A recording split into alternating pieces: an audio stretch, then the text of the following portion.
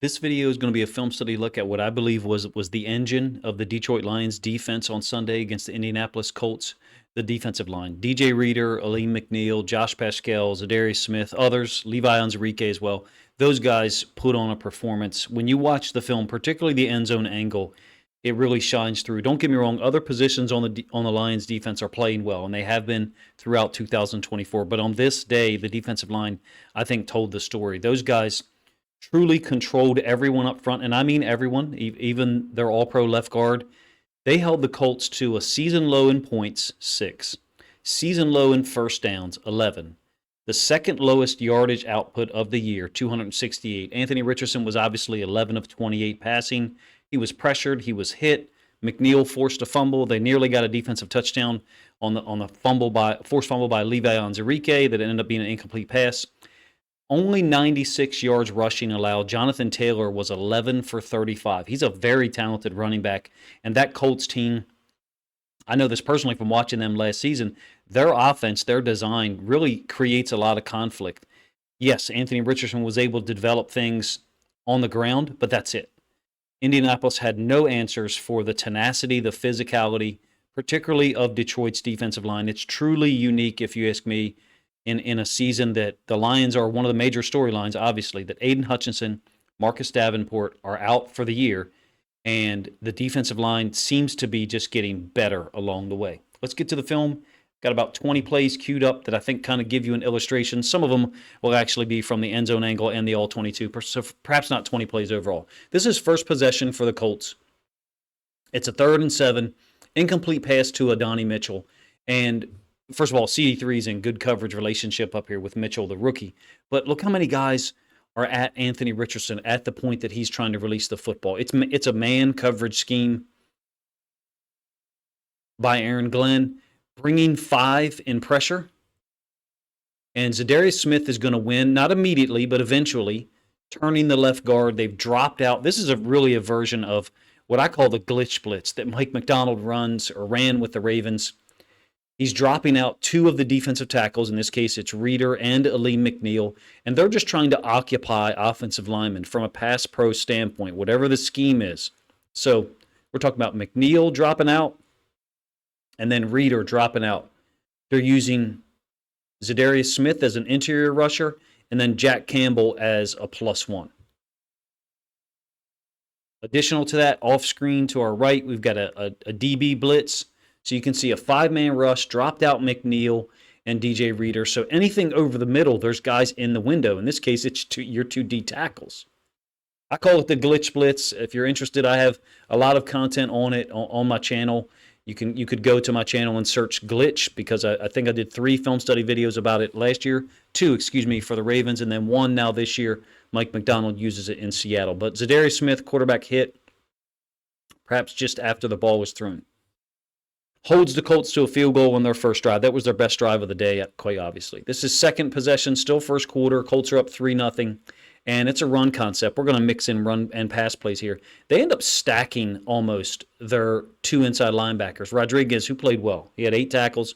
And look at the differential in depth between him and Jack Campbell. And when you get the end zone angle, you'll see, I think this is quite intentional. He's going underneath the initial blocker. It allows Campbell to fold over the top. Campbell doesn't actually make the play. It's Paschal and Rodriguez on the tackle. I thought Rodriguez played really well. Paschal is turning into the ceiling version of when the Lions drafted him a couple of years ago. He's inside leverage here on the tight end. When you get the end zone angle, you'll see it a little bit more clearly.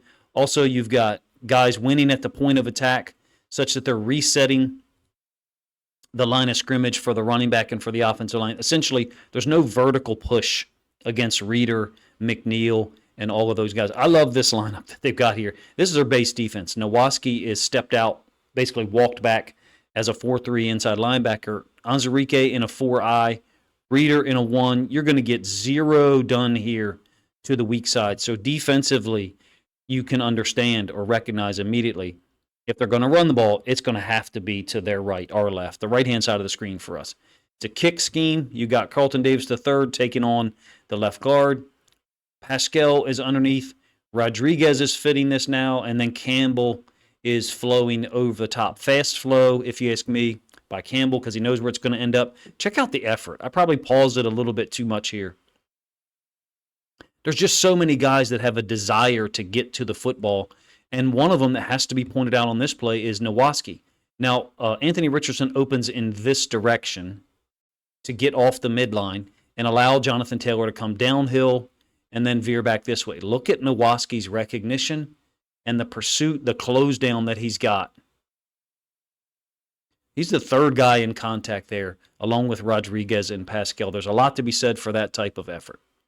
Still second possession, and this is going to be Reeder just basically walking back the offensive lineman into the quarterback to get a quarterback hit. It's incomplete, deep to Alec Pierce. Yes, it's a missed throw by Anthony Richardson by all accounts. I got no problem with someone talking about it like that. But as he's releasing the football, and yes, Alec Pierce is absolutely wide open against Kendall Vildor. For whatever reason, Vildor must have thought he had help over the top, but I'm not so sure this is trail man. Trail man would be intentionally playing underneath of it, knowing that the safety is going to be able to help over the top. I think he's just beat. But as it relates to Reeder and Richardson attempting to make the throw, Reeder is right there to make contact, and then Za'Darius Smith is late, I think, possibly. They were physical with Richardson. He did have an impact running the football, don't get me wrong, but this is going to be the matchup we got right here. Reeder, and then Smith is going to be late and fold back inside to get the quarter. Well, actually, Reeder is the only guy credited with the quarterback hit. He's been a little bit better on pass rush stuff than I perceived even coming into the year. And so you can see, I think Richardson's throw is impacted here.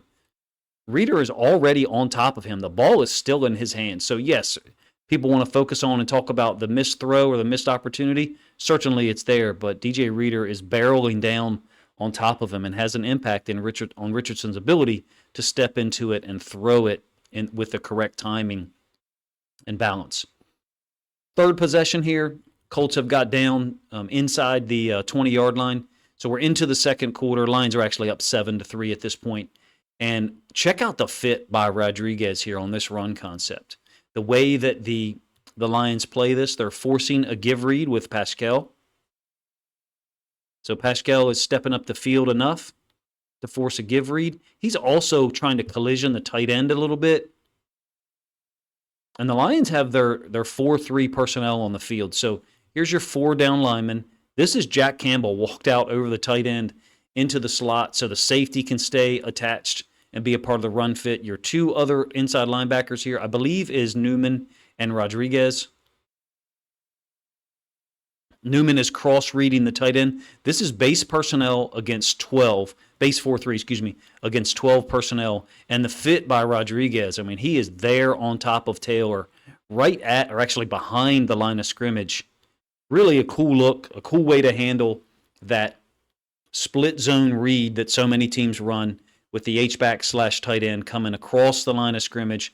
They've allocated the linebacker opposite to him, Pascal forcing a give read, and then Rodriguez downhill right now underneath or between the 2 combo blocks. No gain for Jonathan Taylor on the play. Still that same possession. There actually won't be any pressure on Richardson here. Downs is going to run this little out concept on a 3rd and 10, and Branch is pretty much all over him from depth. Robertson released it to Branch, which I think is really cool. So Robertson released that route to Branch, and I think they're absolutely man on one, but Robertson is sitting down here underneath of that in cut. Really cool coverage variation. You don't see it a ton, to be honest with you. What I mean by that is an outside release. Robertson is releasing Downs to Branch. Normally it would be on an inside release that you would perhaps release him to the safety. So cool read. I don't really know exactly what to call that. I've never taught it, but I think it's somewhat unique, and they execute it pretty much flawlessly. So Colts settle for a field goal there on their 3rd possession. That's it. The last 6 drives for Indianapolis. 5 punts, and then a turnover on downs in the 4th quarter before Detroit's offense finished it off. Truly unique. I get it. People talk about, it's the AFC South, and they've gone, I think, 10 quarters now without allowing a touchdown. 6 quarters in the second half without allowing a score. That's the one that's more impressive for me, is 6 scores, 6 second half quarters in a row. Detroit hasn't allowed a point at all, regardless of who it's against. It's an NFL team, and in this case, a team that had beat the Jets last week on the road. In fact, I think we should sit back for a moment. We don't have long before Detroit plays again, and appreciate what Aaron Glenn's defensive line is getting done right now without Aiden Hutchinson and without Marcus Davenport. Fourth possession, and Pascal with a tackle on QB counter read. I'm not sure that Anthony Richardson is reading this, to be honest with you. So in my experience with the running back crossing his face and the lineman pulling in the opposite direction, so the left guard and left tackle pulling, those guys are blocking for Anthony Richardson to keep it. And in my experience, you would be reading this defensive end. So if that defensive end chases the running back, which Pascal pretty much does here, he makes the play. He doesn't necessarily chase. He just steps upfield. But when you get the end zone angle, I don't see Richardson's field of view picking that up. I see Richardson's field of view in this triangle here. You're welcome to let me know if you have a difference of opinion, but Pascal makes the play here on Jonathan Taylor. Again, a very talented running back, but the blocking scheme is not for the give. That's what makes this inverted. We would call this inverted read or inverted option, Normally, in option concepts, old school concepts, the blocking scheme is designed for the give, for the fullback or the tailback. In an inverted or quarterback counter read, what most people call bash, the blocking is for the keep. So you're not blocking for the edge defender, you're not blocking the edge defender at all, and you're not giving any help to the running back. You're just expecting to beat him to the sideline, and that's if Pascal was to step down. And you can tell me, what you see. I just don't see where his field of vision is picking up Pascal at all. So he's reading something else. That could be why that play gave them trouble, I think, twice during the game. He might in fact be reading something else, but I don't even see where there's anything for him to read that illustrates that he should be given this football. Nonetheless, he does. Pascal makes the tackle on a 1st and 10. At this point, the Lions are up 14-6. We're into the second quarter. Same possession, and this is one of 3 examples during the game where defensive linemen are basically going to use an offensive lineman to hit the quarterback. DJ Reader's walking the right guard back here. It's an incomplete pass to Alec Pierce. It's almost intercepted, in fact, by Kirby Joseph. Look at the range that he's got. This ball is thrown down here in this area, but you can see Reader is all over Richardson, and yes, that's the right guard actually sandwiched between Reader and Richardson. Richardson's a huge guy. He's very powerful and strong. He took a beating yesterday from the Lions defensive line, and at times his own guys being walked back into his lap. Nearly intercepted. Maybe that's not the right phrase that I should have used, but it's an impressive play. Again, we're on the 4th possession in the second quarter. Same play, end zone angle, so you can see what I'm talking about. Here is Reader. This is how they're going to have to get it done consistently against some of the better quarterbacks. The interior defensive lineman winning some matchups. If the right guard's feet get tangled up on someone else, I'm open to that interpretation. But either way, he's already been walked back into the lap of Richardson. Another example where he's not able to step into the throw in any manner, so his balance is compromised because offensive line, the pocket has been pushed back into his lap. We're into the third quarter now. It's still 14-6, and the same right guard gets another bull rush, and this time it's McNeill. So it's a 2nd and 20. The first down play, there's actually 3 penalties called on the Colts offensive line on this drive, which sounds kind of crazy. But when you watch the film and you see how tenacious and how physical those guys were being at the defensive line position, it looks like to me Rodriguez and Campbell switch, with Campbell taking over, lining up at nose, and then Rodriguez stepping out. Late throw by Anthony Richardson, and you will get the end zone angle of this one in a moment. McNeill is there. Perhaps it's difficult to see from the All-22, so my apologies. But you can see, maybe both times the right guard stepped on someone else's foot and got folded up like that. But it looked to me like the Lions had a game plan to bull rush their right guard, and it worked, at least in these last 2 instances. Again, this is into the third quarter. And in my opinion, what they're doing, they being the Lions, is just lining up Campbell over the center such that he is, quote, occupied and creating one-on-ones for McNeill and Za'Darius Smith against Nelson. And I thought Nelson gave up some pressures yesterday and had some situations where he didn't play to the standard that myself and pretty much the rest of the football world all has for him. Skipping the rest of that possession, we're later into the third quarter. This is the sixth drive for the Colts. It's going to be the flea flicker. They credit Jack Campbell with a pass defense on this one. I don't have the end zone angle of this play, so I can't confirm it, but I don't see any way that they give him that statistical designation if he doesn't tip this pass. It's very similar conceptually for me to a pass defense he made against the Chiefs in week 1 of his rookie year, 2023, because he's opening and then moving to his right, the downside of our screen, the right-hand side of the Lions defense. And the end zone angle, I don't have the end zone angle. The All-22 doesn't do a great job of showing us whether he tipped it or not, but they did give him a statistical designation for this. Flea flicker, Richardson kind of fumbles it as well. Ends up being incomplete. They were desperate at this point. We're still into the sixth possession, 3rd and 10. This one is an actual forced fumble. It's by McNeill. It's the front cover for this video, the thumbnail pic, And again, Aaron Glenn's got his guys walked up over top of the center, in my opinion, to create one-on-ones against the guards.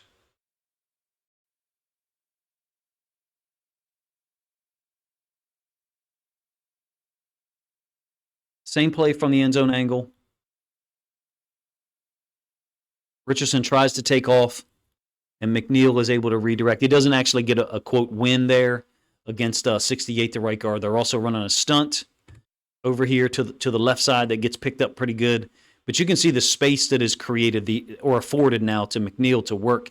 It doesn't work out for him to get a win, but he is able to force the fumble on Anthony Richardson. It seems simplistic.